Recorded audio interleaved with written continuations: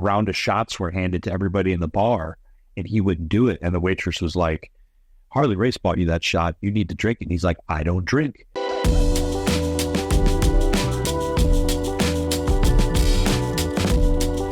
When do you think he turned the corner into becoming this type of superstar along the way? Because you kind of knew when that happened. Was it early on? Did you know long before he broke through that this was going to happen? Was there a specific point? You brought up the microphone and working with that. There are a lot of things he did before he hit that are so intriguing that I see so many other people do in terms of how they project their character, how they pace their match, how they craft a character from something that's very, very real.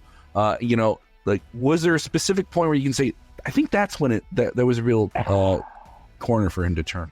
Probably Ring of Honor, when he was given the forum to do more bass promos. Yeah. And given a platform, and then he enters into his first program in Ring of Honor was Raven, with the Second City Saints versus Raven.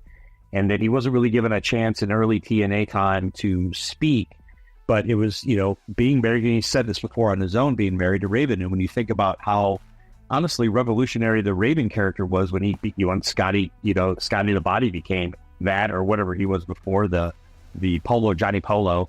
Yeah. He reinvented himself. That's early ECW. That was groundbreaking for when he was on the cusp of grunge, but his verbiage and to talk to and then there's things about Punk, like over the years, like he would grasp different things from Harley. We both went to work for Harley. I was already working for Harley, but Harley had seen us work a show and he wanted that match. So Punk and I went down, and, he would sit with Harley on his own and get different things. He would see Harley at different shows and conventions as the years went on. Dusty, being around those people, studying different things. When you study, he just studied in a different manner. But I think you nailed it when you said the word real. What's the realism?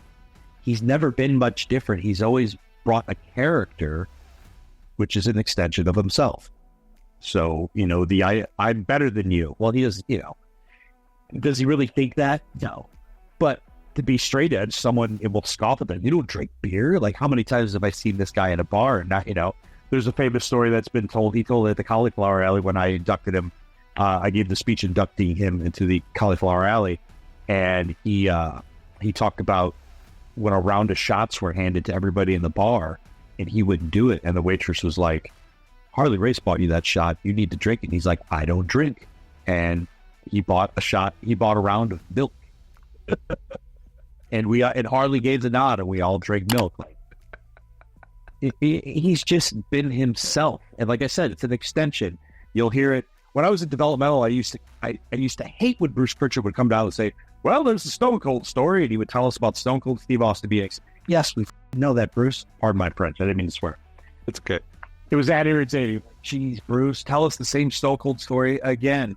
But he's right. Like, where else, I searched for that forever. Like, I cut a better promo now when it does not matter in my career than I used to, because I didn't focus on such a thing. I was so focused on the in-ring versus that, which you need to have the complete package.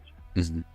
Talk about TNA right now. You're working there as a producer. Obviously, yes, TNA's experienced some changes, but the rebranding is exciting. Some big events coming up. TNA Plus as a streaming service has been revamped as well. What's the temperament in TNA right now with all these changes and you working on the production side?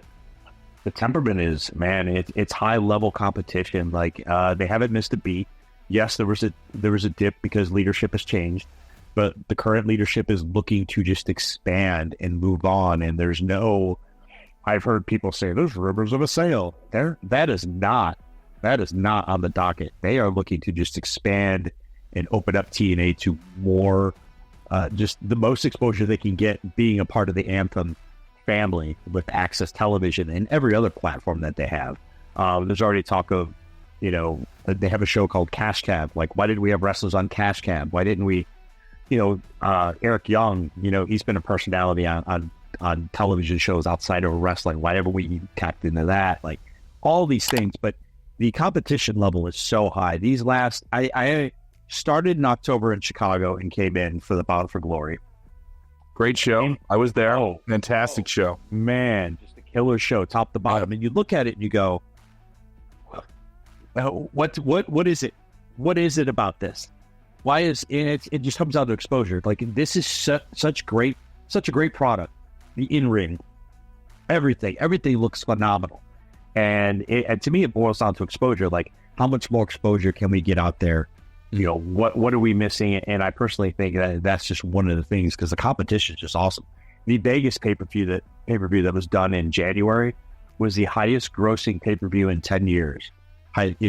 With attendance, everything at the Palms Casino, so much that we're going back on 420 for, I believe it's Rebellion. I believe that's the one that's branded, but we're going back to Vegas already.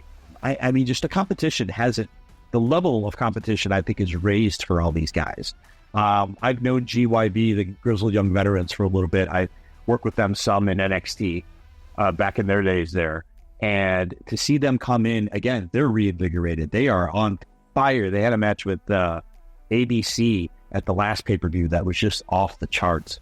That happens to be one I produced, but just to sit there and watch these guys, I watched it back this weekend, and you can't knock it. My gosh, you have to praise it. Like, it's just amazing athleticism out of these guys. And again, going back to the realism, they're putting on some realistic. Just the competition is just so high. Jordynne Grace killed it in the Royal Rumble, and that hasn't stopped for her. She's hitting her peak as what an athlete. Like, just so much good coming out of TNA at the moment. It's very ironic that I was there in the Nashville days at TNA, and then I come back after all this time when it gets TNA. Yeah, I never worked Impact. There you go. What a ride.